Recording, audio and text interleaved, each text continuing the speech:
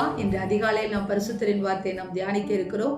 இந்த நாளிலே கூட லூக்காஸ் எழுதின சுவிசேஷம் 7வது அதிகாரம் 12வது வசனம். அவர் ஊரின் வாசலுக்கு சமீபித்த போது மரித்து போன ஒருவனை அடக்கம் பண்ணும்படி கொண்டு வந்தார்கள். அவன் தன் தாய்க்கு ஒரே மகனாய் இருந்தான், அவளோ கைம்பெண்ணாய் இருந்தாள். ஊராரில் வெகு ஜனங்கள் அவளுடனே கூட வந்தார்கள். ஆம் தேவஜனமே, இந்த வசனங்களை நாம் அடிக்கடி வாசித்திருக்கிறோம். நாயினூர் விதவையை குறித்து தான் சொல்லப்பட்டிருக்கிறது. பாருங்கள், நாயினூர் விதவை எப்படிப்பட்டவளாய் இருந்தாலாம். இதோ அவள் கணவனையும் இழந்தவளாய், ஆனால் இப்பொழுது தன் மகனையும் அவள் இழந்தவளாய் மாறி போகிறதை நாம் பார்க்கிறோம்.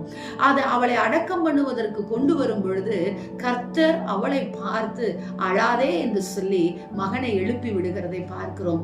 நம்முடைய வாழ்க்கையிலும் தேவஜனமே அநேக சூழ்நிலை எல்லாவற்றையும் இழந்து போய் விடுகிறவர்களாய் இருக்கிறோம்.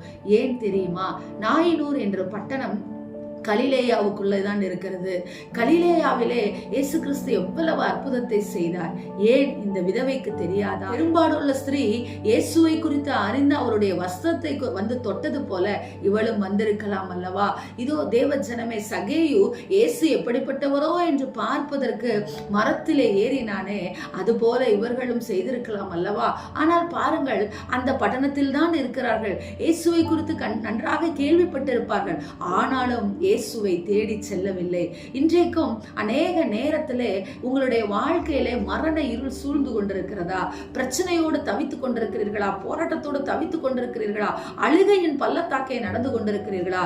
இயேசுவினிடத்தில் வாருங்கள் என்று சொல்லுகிறேன். இயேசு ஒருவரால் மாத்திரமே, கர்த்தர் ஒருவரால் மாத்திரமே, நம்மை படைத்த தேவன் ஒருவரால் மாத்திரமே நம் பிரச்சனைகளை மாற்ற முடியும் என்று சொல்லி அவரை நோக்கி பாருங்கள். எல்லா அசம்பந்தமான சூழ்நிலைகளை மாற்றி போடுங்கள். ஏன் நான் இயேசுவிடத்துல செல்லணும்? ஏன் நான் பைபிளை எடுக்கணும்?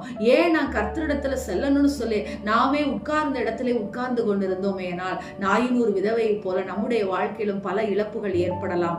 எனவே தேவ ஜனமே, இயேசுவை கிட்டி சேருங்கள், வசனத்தை பிடித்துக் கொள்ளுங்கள். ஆமென், ஸ்தோத்திரம். எங்களை நேசிக்கிற எங்கள் நல்ல தகப்பனே, இந்த நாளிலே நாங்கள் கேட்ட வார்த்தையின் பிரகாரமாக ராஜா, உம்மை குறித்து கேள்விப்பட்டு ஆண்டவரே உம்முடைய சமூகத்திற்கு வந்தவர்களை நீர் வெட்கப்படுத்தவே இல்லை ராஜா. தகப்பனை, உம்மை தேடாதிருந்த நாயினூர் விதவைக்கும் நீர் அற்புதத்தை செய்தீர் ராஜா. இந்த வேளையில நாங்கள் உம்மை குறித்த அறிவு இருந்தும் ஆண்டவரே, உம்மை விட்டு நாங்கள் தூரமாய் விலகி போகிறோம் சுவாமி. எங்களை மன்னிங்க, எங்களை ஆசீர்வதிங்க, எங்களை பலப்படுத்துங்க ஆண்டவரே. அப்பா, அசாதாரணமான காரியங்கள் எங்கள் வாழ்க்கையில நீர் செய்வதற்கு எங்களுடைய சோர்வின் ஆவியிலிருந்து எங்களுக்கு நாளிலே விடுதலை கொடுக்கும்படியாக நாங்கள் ஜெபிக்கிறோம் நல்ல பிதாவே. ஆமென். Praise the Lord. Hallelujah.